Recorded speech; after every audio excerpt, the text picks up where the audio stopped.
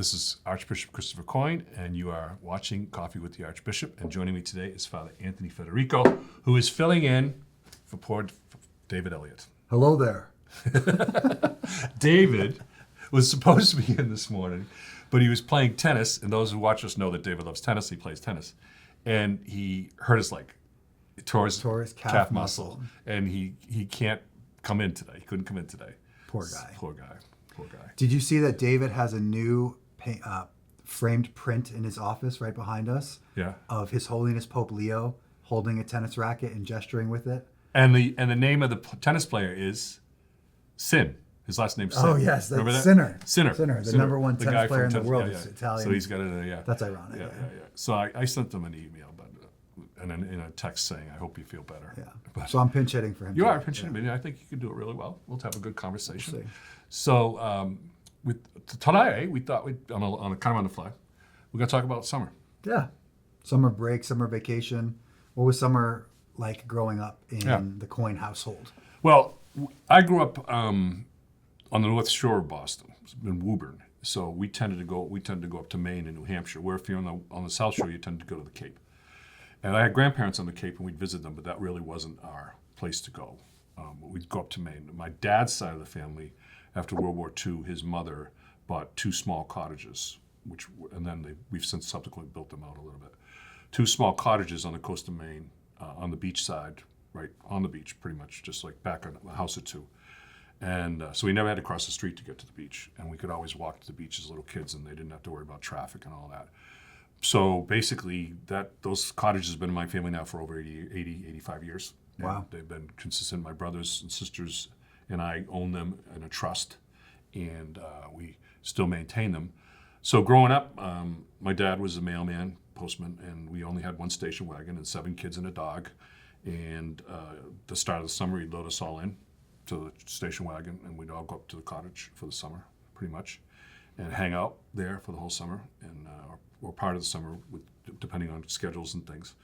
And that's where we spent Maine. We'd fish, we'd be on the beach, we'd be playing at low tide, we'd play softball with all the other kids that were around there. We'd always have stuff going on. We'd surf, we'd boogie board, and all those things. So I grew up though Irish Catholic, on a beach in which sun protection was baby oil, which, you're Italian, but even Italians can get sunburns, when you first get out in the sun, you got to be careful. Eventually, when I was in high school and college, I was a lifeguard on a lake at a camp for 4 years, and that was just great too. So, but we always had the beach, and the dad would take the car, and they'd come back on his days off, and so we just pretty much were there. We didn't travel off the beach that much. We played board games and watched black and white television and just play cards, and had all the beach cousins around. There was always something going on. Bathing suit and t-shirt, and that's what we did. And by the end of the summer, the bottom of our feet would be like moccasins because we were always barefoot. Right. And it was a really different time. And the big thing was sitting on the beach with an AM radio, listening to the Red Sox on the weekends and stuff. And it was just different. Yeah, somewhat similar in my family. I'm the oldest of 5 kids. So growing up in North Haven, we had a pool in the backyard.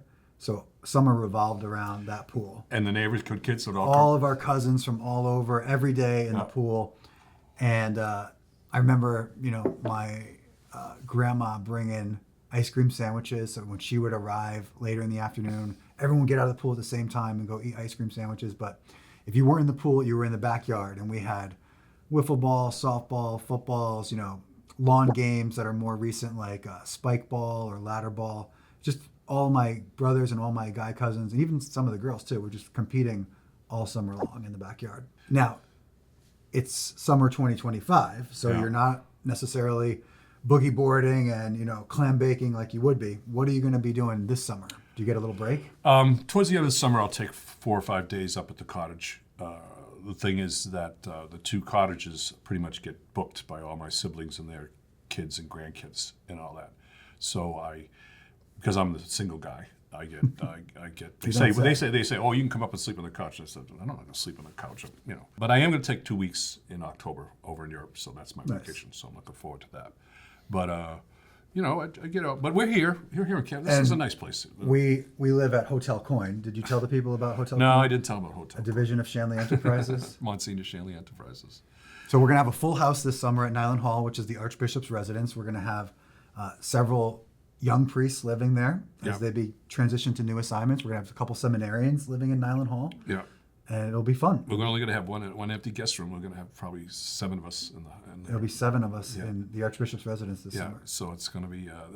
They're all referring to what is this? A hotel? That was Monsignor Shanley. What is this? A Hotel. hotel? So I it said, became so- known as Hotel Coyne. So, yeah, but we pray together. When we're together in the evenings, we get together at 5:30 and we pray. And We have evening prayer pray together at about it. 5:30, then we have dinner. And you're down in the chapel real early in the morning, and I tend to stay upstairs with doing my prayer up there with my cup of coffee.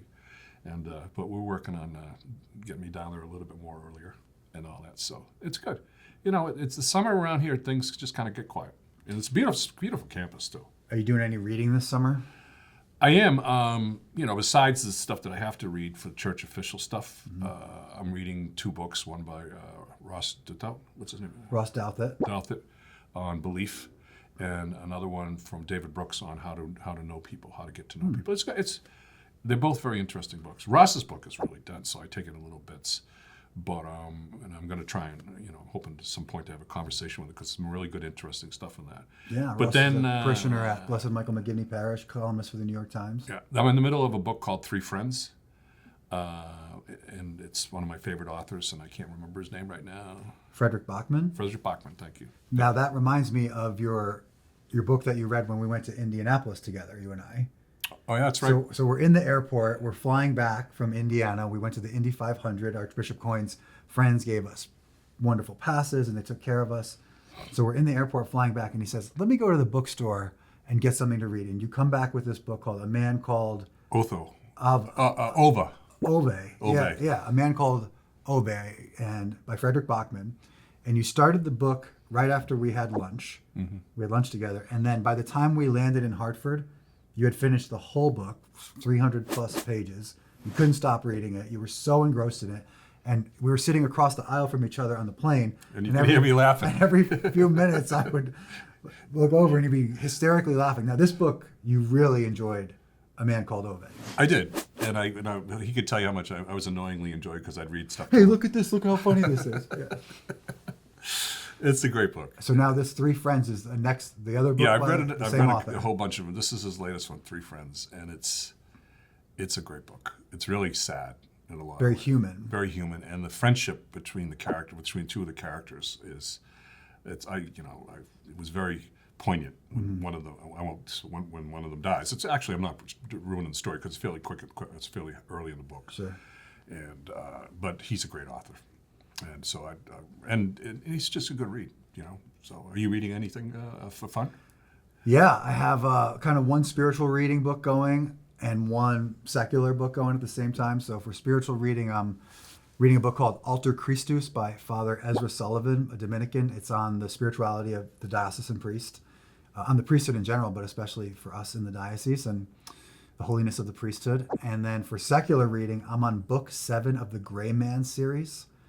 The Gray Man is an action spy thriller series. Okay. They call him the Gray Man because he can blend into any situation. It's an action novel, and there was a movie made about the first book on Netflix, so I can't get enough of it. So I'm on book 7 of Gray Man. Okay. And I finished the book that you wrote. You wrote a book called Job B. Job B. And I finished it. And I asked you, what did you think about it? And because we have ability to be honest with each other, you're like, it's okay. I appreciate because I said I know the story because it's based on Job, the book of Job. So I said, you kind of parallelly moved along. Thank you for reading my book. You read it. Yeah. I read it. I appreciate that. Yeah. So people out there, if you want to read Job E, it's out there. Okay. Okay. Thanks for the conversation. David Elliott, get better. God bless, David. This is Coffee with the Archbishop. God bless.